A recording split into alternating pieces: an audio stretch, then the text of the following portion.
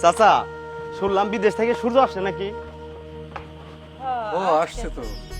তা সূর্য কই? সূর্য কই মানে? সূর্য রিজিয়া তোমার কি দরকার? সূর্য বিদেশ থেকে জেল খাইটা বাড়িতে আসছিল, আইসাই বাড়িতে টাকার হিসাব চাইতেছে। আরে বেটা, তুই বিদেশ থেকে কয় টাকা পাঠাইছস? টাকার হিসাব চাস? 2 দিন পর তো জমির ভাগ চাবি, এজন্য লাথি মেরা বাড়ি থেকে বের করে দিছি। মাহফুজ, নিজের এত বড় মনে করো না। তুমি এটা ভাইবো না যে তোমার ভাই সূর্য বোকা দেখা দুনিয়ার সবাই কিন্তু বোকা না। কি কইতে চাইতাছ রাসেল ভাই? কি কইবা খুইলা কও।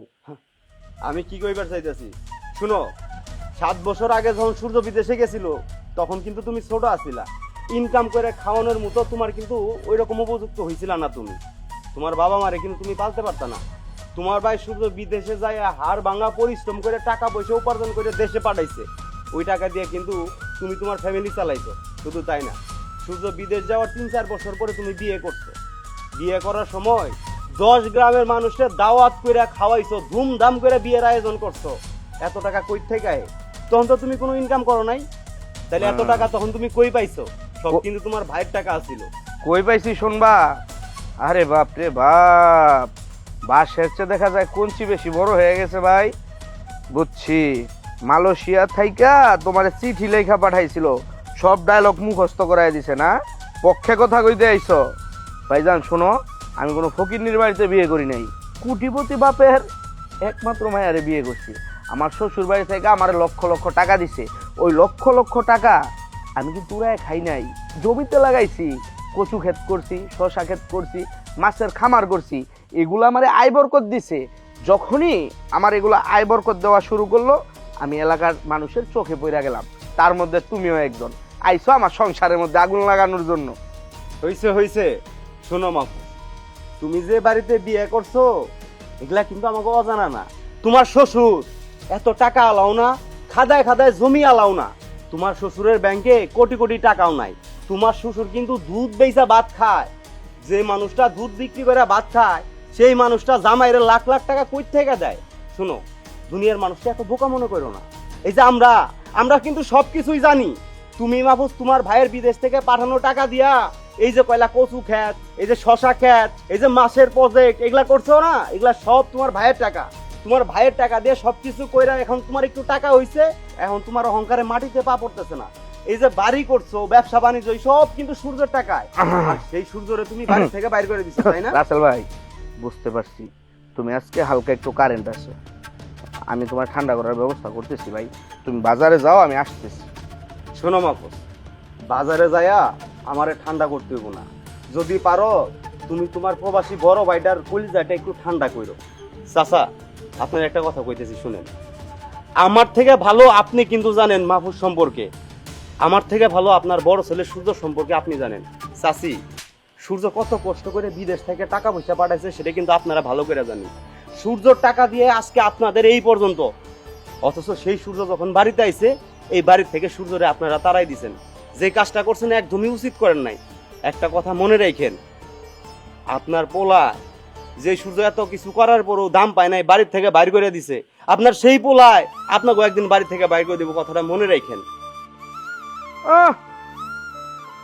নিজের সরকার তেল দিতে পারে না, মানুষের সংসার ভাঙতে চাইছে। আরে যাও যাও, আমার বাপ মায়ের এই নয় সবাই বুঝায় লাভ নাই। তারা সারা গেছে, তারা বুঝে তার কোন সন্তান তারে খাবার দিব। থাম মাহফুজ, রাসেল যেগুলো বলে গেল একটাও তো খারাপ কথা বলে নাই, ফালানো কোনো কথা বলে নাই।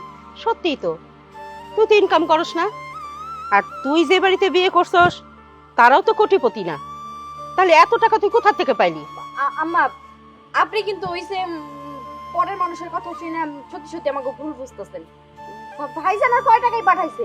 ভাইজান যে টাকা পাঠাইছে সেগুলো তো আপনাদের পিছনে খরচ করছে, ভাবির পিছনে খরচ করছে।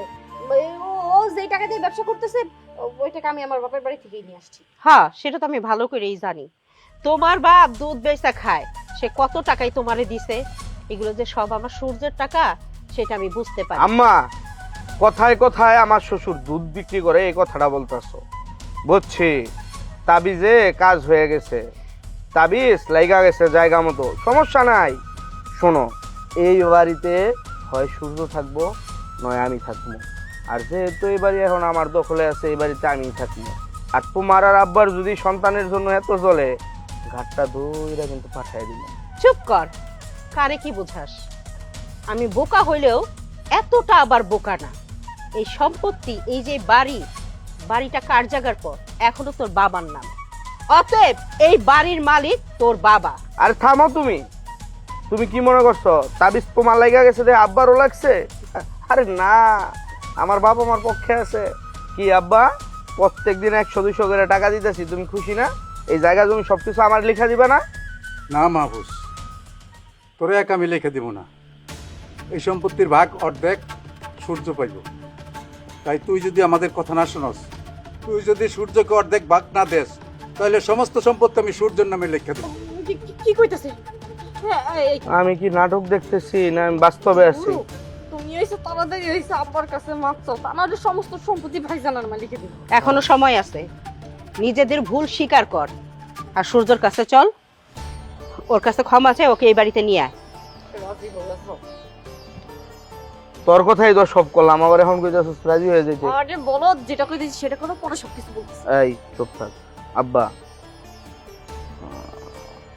আপনি আর আম্মা যেহেতু কইতেছেন, ঠিক আছে চলো তাইলে আমি গিয়া ভাইয়ের কাছে ক্ষমা চামু, ক্ষমা চাইয়া বাইরে বুঝায় শোনায় এই বাড়িতে নিয়ে আসি। চল বাবা, চলো চলো।